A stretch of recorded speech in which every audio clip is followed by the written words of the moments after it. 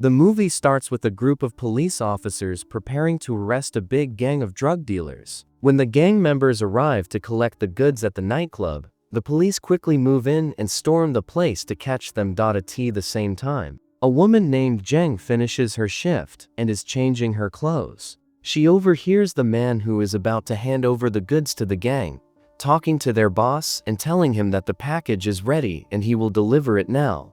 Zheng, who is addicted to drugs, realizes that the man has narcotics with him, seizes the opportunity. She attacks him with a stun gun until he loses consciousness, takes the goods, and escapes with her friend before anyone notices them. Meanwhile, the police are engaged in a fierce confrontation with the gang members. Among them is a thug who fights like a raging bull, causing havoc everywhere. But there is a tough cop named Kim, and he confronts the thug, giving him a brutal beating. Unfortunately, after all that, they find nothing incriminating on him. Meanwhile, Zheng and her friend are thrilled with the drugs they stole from the gang member. The next day, we see a girl named Sumi heading to pawn her headphones at a shop run by a man named Char. It becomes clear that Sumi has strong feelings for Cha and is emotionally attached to him. However, he is quite the opposite, mysterious, and prefers to keep people out of his life. Sumi notices the meal Cha brought for himself and mentions that she likes that dish, so he invites her to join him for lunch. Suddenly, Sumi's mother arrives to take her away. It turns out that Zheng, who stole the drugs the night before, is Sumi's mother. She is extremely protective of her daughter and wary of Cha, as no one knows anything about him except that he owns the pawn shop. However, Cha hides Sumi and steps outside to tell her mother that Sumi is not there. She believes him and asks to pawn her camera with him in exchange for some money. Meanwhile, it's revealed that the goods Zheng stole belong to a dangerous crime boss named O. He has captured a lower-ranking gang leader and is beating him for failing to complete the delivery.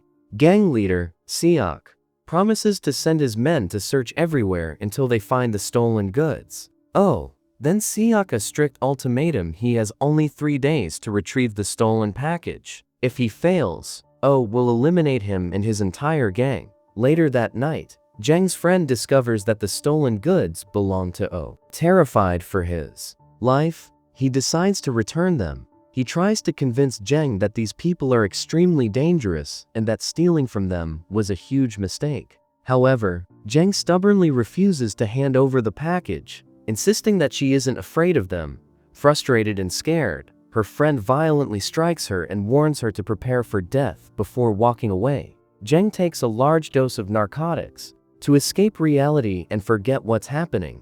Meanwhile, Sumi is terrified for her safety as her mother is completely out of control. She knocks on Cha's door and asks if she can stay with him until her mom regains her senses. Cha agrees and prepares a bed for her to sleep in. Before falling asleep, Sumi tells him that he is very kind, completely different from what people say about him. She mentions that the townspeople call him the Ghost because of how mysterious he is and how little they know about him.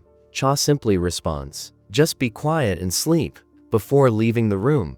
The next morning, Cha wakes up to find that Sumi has left. She has stuck a note on the wall, saying that she drew something for him and hopes he likes it. Cha smiles and heads to her school to find her. He finds a woman scolding Sumi as the police hold her, accusing her of trying to steal another child's bag. Sumi insists that she was only comparing the bag to hers to see the differences and had no intention of stealing it, but no one believes her. The officers ask about her family. Spotting Cha standing nearby, Sumi points at him, hoping he will help. However, he turns away and walks off, leaving her behind.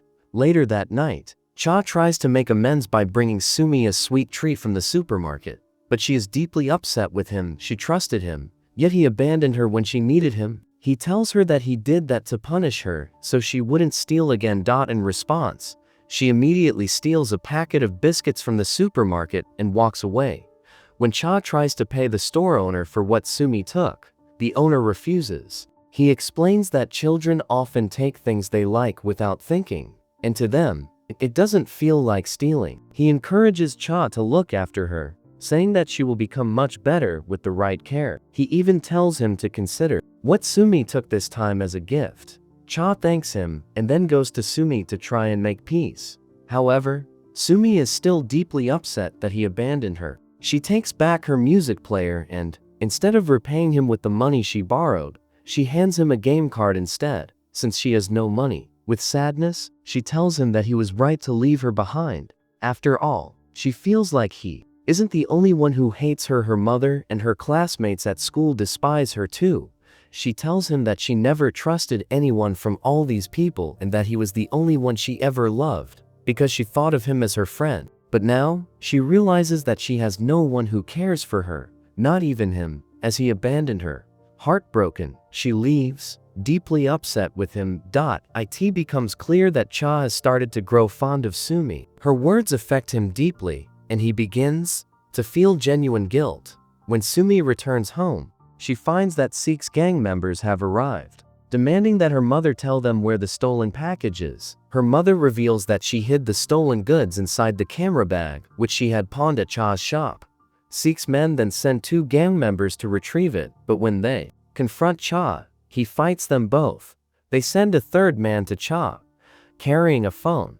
Cha hears Sumi and her mother's voices as the gang forces him to hand over the bag. Fearing for Sumi's safety, he gives them the bag in hopes they will let them go. However, they betray him. After getting the bag, they shoot one of their own to frame him for the crime, leaving the phone behind for Cha. They take Sumi and her mother and flee. Cha desperately tries to chase them down to rescue Sumi, but fails. He returns to his shop and considers calling the police. However, he remembers the man who was shot and fears the police will blame him for the crime. A while later, the gang calls him using the phone they left behind. They give him an ultimatum: if he wants to see Sumi again, he must complete a mission for them. Of course, Cha agrees to the task to save Sumi. His mission is to deliver a shipment of goods to the crime boss. The gang instructs him to get rid of the phone before making the delivery. Cha follows their orders. He takes the car they left for him and drives off to complete the task. The gang tips off the police about the upcoming delivery. Cha arrives at U's place, hands over the package, and says, "I've completed my mission, now give me Sumi." But U appears utterly confused. He has no idea what Cha is talking about. Suddenly, Cha's phone rings. It's Siak. With a cruel smirk, Siak tells him, "Enjoy your life in prison." It becomes clear that the gang planned this scheme to get rid of both Cha's and O's crews at the same time. Enraged, U assumes that Cha is one of Sik's men. He orders his gang to beat him up, toss narcotics onto him, and throw him to the police to take the fall. However, the police have already stormed the building and don't notice Cha. U's gang desperately tries to hold off the police long enough for their boss to escape. Meanwhile, Cha spots him making a run for it. Determined to stop him, he jumps into a car and speeds after him. Eventually, he crashes into U's vehicle, forcing him to stop. He steps out of his car and starts running. Cha immediately gets out and chases after him. Cha is shocked to discover Sumi's mother's lifeless body in the trunk of the car that Sik's gang gave him. They had brutally taken her organs. The police arrive and are equally horrified by the gruesome scene. They arrest both Cha and U's gang, taking them to the station for questioning. During the interrogation, the officers struggle to find any records or past information about Cha. He appears to have no history. They press him to speak about his connection to U. If he remains silent, he will be the sole suspect blamed for Zheng's drug-related crimes. Yet, Cha refuses to say a single word. Suddenly, Officer Kim receives information that Cha owns a pawn shop. He gathers his team and heads there to search for evidence. Meanwhile, Cha takes advantage of the fact that fewer officers are in the station. He fights his way through them and escapes in search of Sumi. His first stop is retrieving the phone he discarded before the mission, hoping to use it to track down the gang. At the same time, Jen's friend is out late at night when he crosses paths with Sik's gang. They attack him and take him hostage. Before driving off, they throw Sumi to an elderly woman. The woman takes Sumi and assures her that she will take her to her mother. Trusting the woman, Sumi walks away with her, feeling safe. The old woman takes Sumi to an unknown house and throws her inside with a group of children her age. Meanwhile, Seok and his brother torture Jeng's friend, trying to force him to reveal everything about Cha. Despite the pain, he keeps swearing that he knows nothing about him and has never even met him before. Realizing he's of no use to them, they eliminate him. Seok then asks his brother what they should do about it. His brother replies that he has already sent one of their men to take care of the problem. That man is Ramiro, an expertly trained fighter with formidable combat skills. Ramiro sets off to finish off crime boss. Kim and his team arrive at the police station, only to find it completely wrecked and Cha nowhere to be found. They review the security footage and watch in astonishment as Cha single-handedly takes down the officers and escapes. Kim is baffled by Cha's mysterious abilities. How could one man defeat so many? He concludes that Cha must not be an ordinary person. Digging deeper into Cha's records, he notices that his file begins with the specific number 1 that belongs to American intelligence agencies and government organizations. Kim immediately sends a request to the White House for more information about Cha, as he has committed crimes in South Korea. The following day, the White House responds to the Korean government. It is revealed that Cha was once a secret intelligence operative. Cha had retired after being targeted by an unknown gang. Unfortunately, his wife was killed by the gang, and he was shot, leaving him hospitalized for a long period. The authorities discover that Cha's exceptional combat skills come from years of intense martial arts training. He was known for taking on high-risk missions involving major dealers and mafia organizations. Meanwhile, Cha manages to track down the man who sold Seok the phone. He storms into the shop and beats him severely, forcing him to talk. The man reveals that Seok and his brother frequently buy large quantities of phones from him for their operations. Cha takes one of these phones and forces the man to lead him to Seok and his gang. He is taken to a nightclub. Holding onto an entry card, he uses it to gain access to the place where the gang operates. Once inside, Cha seizes the man who sold Sumi and beats him ruthlessly to make him reveal her location. The man insists that he knows nothing and reveals that Seok and his brother, Yang, were the masterminds behind everything. Cha demands to be taken to Seok. Meanwhile, Yang contacts Ramiro, summoning him to take on Cha. They know that no one else stands a chance against him. Ramiro arrives and immediately opens fire on Cha, even managing to wound him with a bullet. Despite the intense confrontation, Cha manages to escape. However, Ramiro refuses to let him go without finishing him off and chases after him. Just then, Kim and his police team arrive. Seok quickly grabs Ramiro and flees before they can be arrested.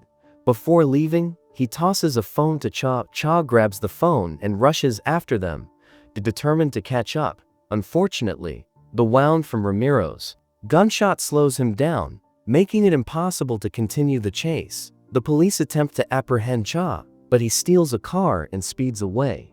Soon, Seok calls him using the phone he left behind. Mockingly, Seok reveals that when he attempted to harvest Sumi's organs, just as he had done with her mother, he found that she was still too young, and her organs hadn't matured enough to be sold. However, he didn't spare her. Instead, he took her eyes, leaving her to live without them.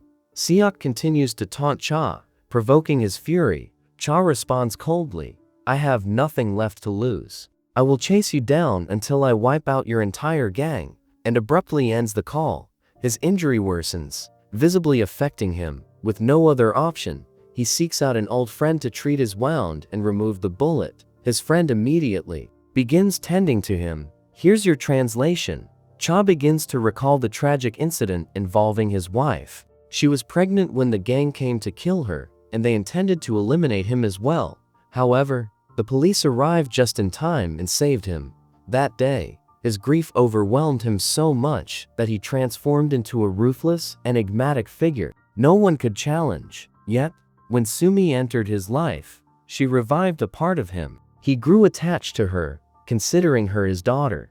That's why he is determined to take revenge on those who hurt her. The next day, Cha makes a sacrifice. He asks his friend for a weapon so he can go and claim justice for Sumi. That night, he returns home, prepares himself for the mission and readies his firearm. Suddenly, his phone rings. It's Detective Kim. Kim questions him about his connection to Ooze and Seek's gangs. Cha firmly states that he knows nothing about them, except that Seok was responsible for killing Jeng and harvesting her organs. Kim drops a bombshell. Sumi, the girl for whom Cha is tearing the world apart, is still alive. She didn't die.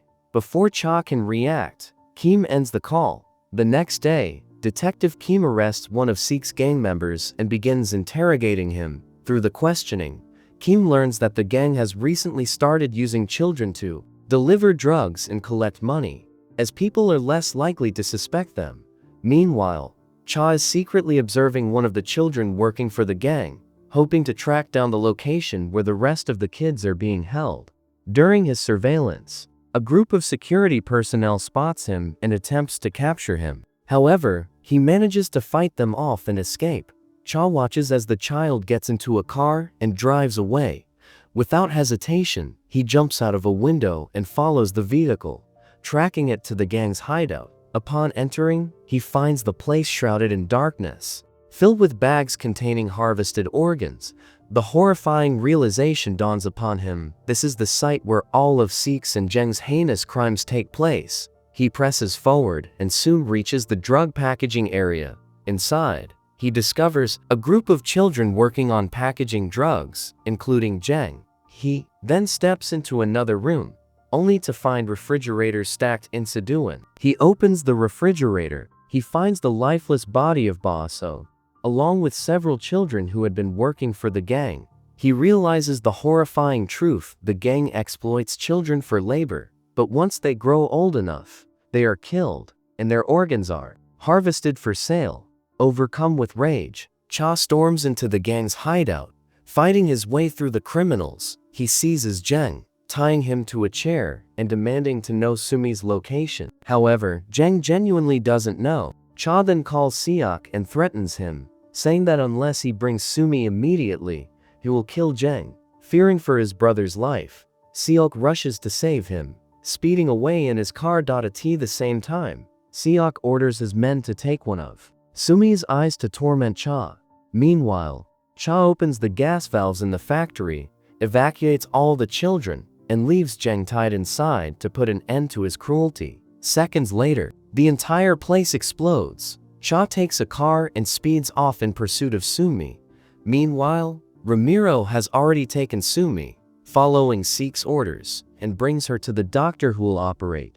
The doctor coldly tells her that her mother was here just days ago and that he was the one who personally harvested her organs. Sumi bursts into tears, realizing that Ramiro had lied to her. He had promised to take her to see her mother. The doctor begins to sedate her, preparing for the procedure. Ramiro, however, sits silently, visibly shaken and deeply disturbed by Sumi's words. At the same time, Detective Kim discovers the location of the old woman who had been exploiting children for the gang.